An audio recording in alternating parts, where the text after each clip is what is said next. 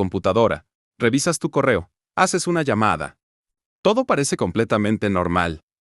Ahora imagina que sin que lo sepas.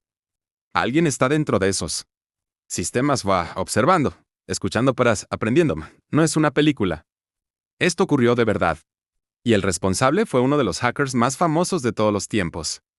Kevin Mitnick. Kevin no nació siendo un criminal. De hecho, su historia comienza como la de muchos otros jóvenes curiosos. Desde Peck, sentía una fascinación intensa por entender cómo funcionaban las cosas. Pero no eran juguetes ni videojuegos lo que más le llamaba la atención. Eran los sistemas. Las reads, la manera en que la información viajaba de un lugar a otro. Había algo casi mágico en eso para él. Su primer hackeo no involucró computadoras sofisticadas ni líneas de código complejas. Fue algo mucho más simple, pero igual de ingenioso. De adolescente. Descubrió cómo manipular el sistema de transporte público en Los Ángeles. Aprendió a engañar a los conductores para obtener información y así viajar gratis. No era solo el beneficio lo que le emocionaba. El Reddit. El hecho de poder romper un sistema diseñado para ser seguro. Ese patrón definiría toda su vida. Con el tiempo, su curiosidad lo llevó al mundo de la telefonía. En una época donde Internet aún no dominaba el mundo, las redes telefónicas eran el corazón de la comunicación. Kevin aprendió a infiltrarse en ellas utilizando técnicas de ingeniería social. No necesitaba siempre una computadora. Muchas veces solo necesitaba una llamada telefónica convincente. Podía hacerse pasar por un empleado, un técnico, alguien con autoridad. Y las personas, sin darse cuenta, le entregaban acceso. Lo más inquietante es que no siempre rompía sistemas con código. Rompía personas. Su habilidad para manipular conversaciones lo convirtió en alguien extremadamente peligroso. No porque destruyera cosas, sino porque podía entrar en casi cualquier sistema sin levantar sospechas. Mientras otros hackers buscaban vulnerabilidades técnicas, Kevin encontraba vulnerabilidades humanas. Pero todo cambió cuando comenzó a ir más lejos. En los años 80 y 90, sus actividades comenzaron a llamar la atención de grandes corporaciones y autoridades. Kevin no solo accedía a sistemas, también copiaba software, obtenía información confidencial y exploraba redes que estaban completamente fuera de su alcance. Empresas tecnológicas empezaron a notar intrusiones extrañas, archivos que desaparecían, sistemas que eran accedidos sin explicación. El nombre de Kevin Mitnick empezó a circular. Primero en silencio, luego con preocupación. Finalmente, las autoridades intervinieron. El FBI comenzó a seguir su rastro. Pero atraparlo no sería fácil. Kevin no era un hacker común. Sabía cómo cubrir sus huellas, cómo moverse entre sistemas sin ser detectado y, sobre todo, cómo desaparecer. Arrestado por primera vez, pero eso no detuvo la historia. Tras cumplir una condena, salió. Y volvió a hacerlo. Esta vez con más experiencia, más confianza y más riesgo. Se convirtió en un fugitivo. Uno de los más buscados en el mundo digital. Durante OS, logró evadir a las autoridades. Mientras continuaba accediendo a sistemas. Empresas. Podía entrar en redes corporativas. Obtener información crítica y salir sin dejar rastro claro. Era como un fantasma en el sistema.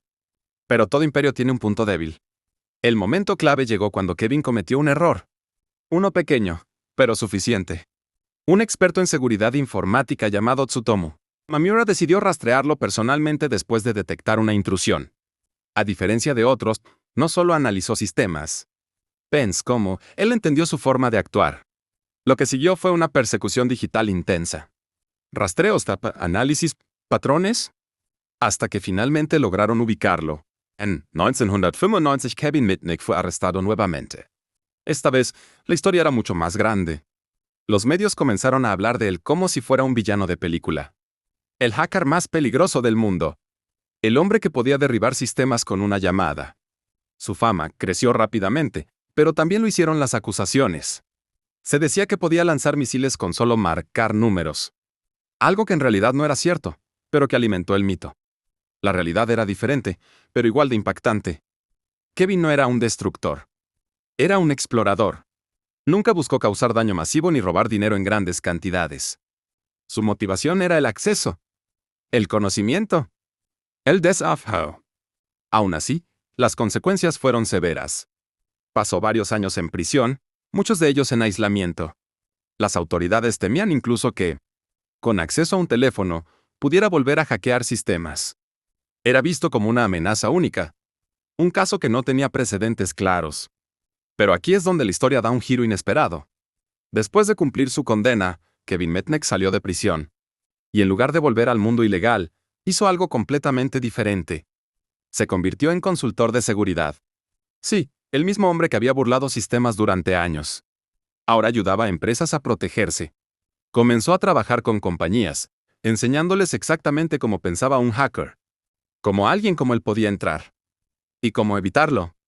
Porque nadie entendía mejor las debilidades que alguien que las había explotado. Con el tiempo su imagen cambió. De criminal a experto.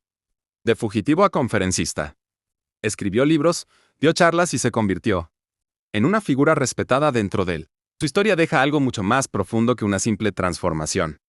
Nos obliga a preguntarnos, ¿qué es lo que realmente hace peligroso a un hacker?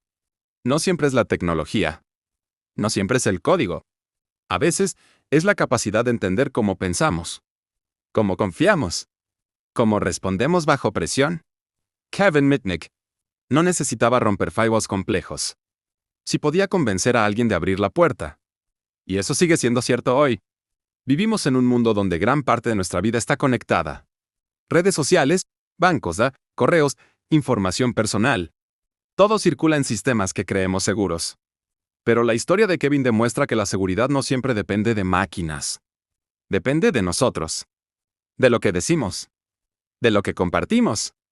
De en quién confiamos. Porque al final, el sistema más fácil de hackear siempre ha sido el humano. Y quizás esa es la parte más inquietante de toda esta historia. Que el mayor hacker del mundo no solo dominaba computadoras. Dominaba la mente de las personas.